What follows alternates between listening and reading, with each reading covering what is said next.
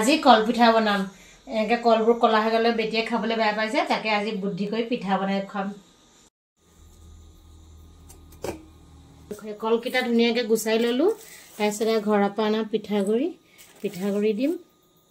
ইয়াত মোৰ ওচৰত এলমন আছিল কাৰণে মই এলমনকে দিছো গতিকে বেছি চেনি দিয়া দৰকাৰ নাই নিজৰ পৰিমাণ অনুযায়ী চেনি দিব আৰু অকমান ঘি দিব সোৱাদটো বৰ ধুনিয়া হয় যেটো ঠাণ্ডা দিন ঘিটো গুট মাৰি যায় মই অকমান গলাই লৈছো আপোনালোকে ঠাণ্ডা গাখীৰ দিব পাৰে দেই মই মানে গাখীৰটো লগে লগে গৰম কৰা কাৰণে দি দিলো ধুনিয়াকে এনেকে মিক্স কৰি লব আপোনালোকে মোৰ অকমান পিঠাগুৰি কম হোৱাৰ কাৰণে আৰু অকমান পিঠাগুৰি দি দিম মই কৰিব নালাগে আৰু অকমান ময়দা দি দিব দেই ইয়াত তাৰ পিছত গৰম তেলত এটা এটাকে দি যাওক খাবলৈ বৰ সোৱাদ হয় এনেকে বনাই চাবচোন দেখিছেনে কালি আচলতে মই সন্ধিয়া বেটিক বনাই দিছিলো তাকে অকমান ভিডিঅ' কৰি আপোনালোকলৈ আগবঢ়ালো কেনেকুৱা লাগিলে জনাব আৰু খাই চাব আজিলৈ বাই বাই